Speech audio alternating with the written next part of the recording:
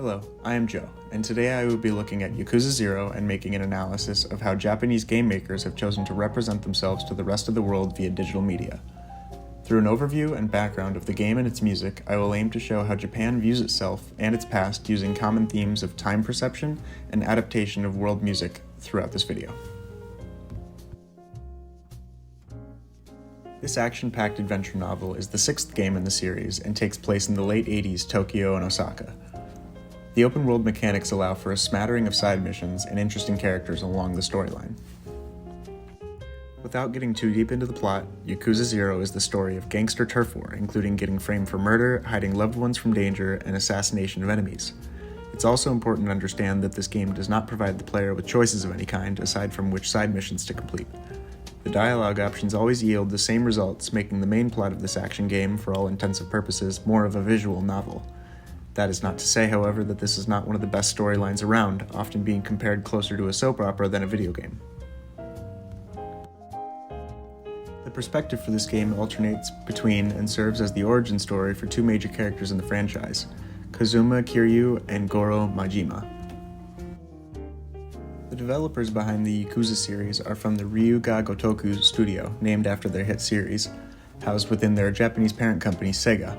In an interview, Yakuza series producer Daisuke Sato expressed that when he started, they were happy as long as Japanese men liked the game. Now looking at the influence the series has had on the West, he's very pleased to see the game's progression.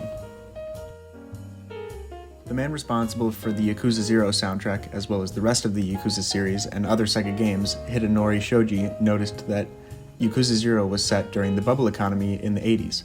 So the variety of from-scratch music was designed to be very flashy and in your face. He also believed that he had the most musical freedom with this project given its time frame of progression into the modern era. Now I'd like to get into the game's inspiration. The Japanese Mafia, or the Yakuza, is a Japanese organized crime syndicate that participated in basically every illegal action they could. Much of their values are based on samurai teachings like honor and ritual. Unlike many of their counterparts in other countries, the Yakuza are known for being uncharacteristically professional and more recently can be associated with efforts to reduce crime. Now to talk about the 1980s. The 80s were extremely prosperous for Japan and its economy. Yakuza 0's plot of badass gang members in suits conducting their business is absolutely perfect for this setting, and the developers put extra effort into ensuring this idea was conveyed properly. With the bright, flashing city light streets and professional attire, it's clear to see that this was similar to the Roaring Twenties in terms of recent Japanese history. When it comes to music in Japanese video games, many are often surprised to find out that there is a major lack of historical culture in the sound unless the game is specifically trying to emulate the past. In many of the games you will find about Japan but made elsewhere, there is an extreme focus on the music sounding Japanese. The reality is that modern Japan, and Japan in the 80s for that matter, are very involved in the funk, pop, disco, and metal scenes. They have developed their own hybrids of these genres and native sounds, as shown in their new styles like Japanese city pop. A fantastic example of this style that I actually expect many of you to have heard of, thanks to social media, is a song from Yakuza 0's karaoke track called Baka Mitai.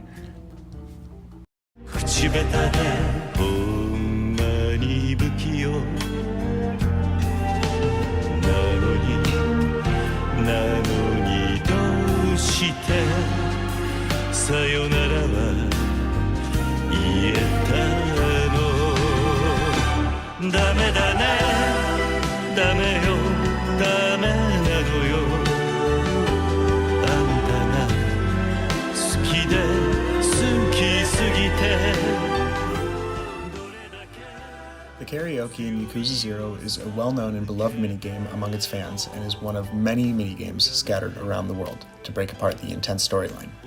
Having been invented in Japan in the early 70s, this game falls right in line with the time period. The late 80s were also a time in the music industry known for the development of analog and digital synth, which is well recognized in the battle music throughout the game. This is also when we see some of those elements of metal music to give some intensity and stakes to the situations.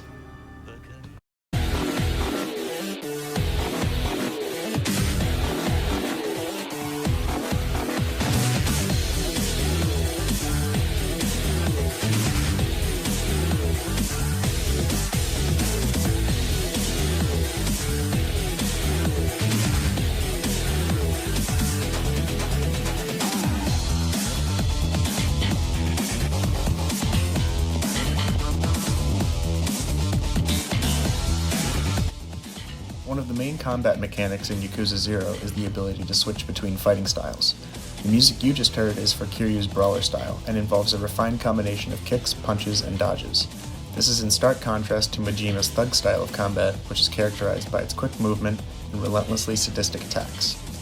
This can be heard in the music as, although it still exhibits the metal and electronic music in all the fights in the game, one can notice its dissonance and unhinged intensity to emulate the style.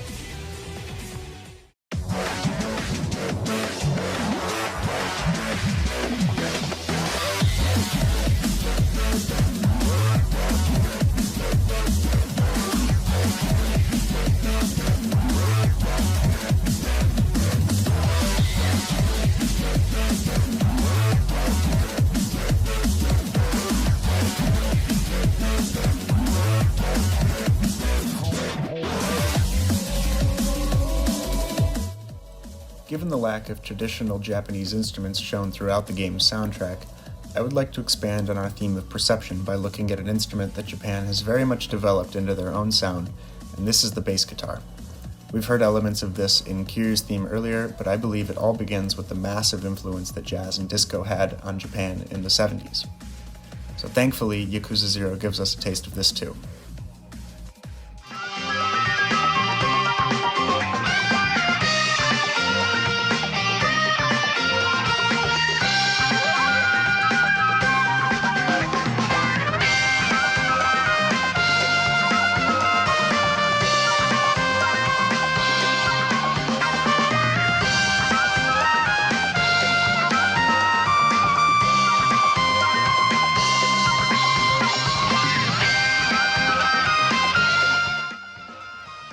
Sounds like these are more well known across the world as they have been included in other foreign products like the Bruce Lee movies and the Persona series.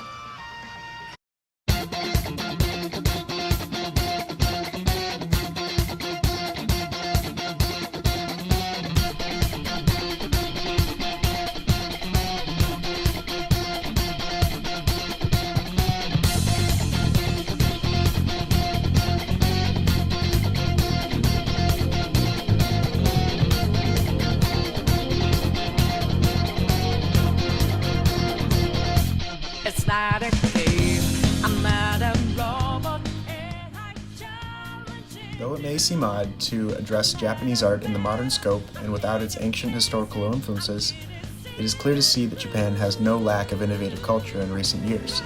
In comparing a game like Yakuza 0 to a more culturally directed game like Raji, I have found that this is a much stronger means of learning about modern influences.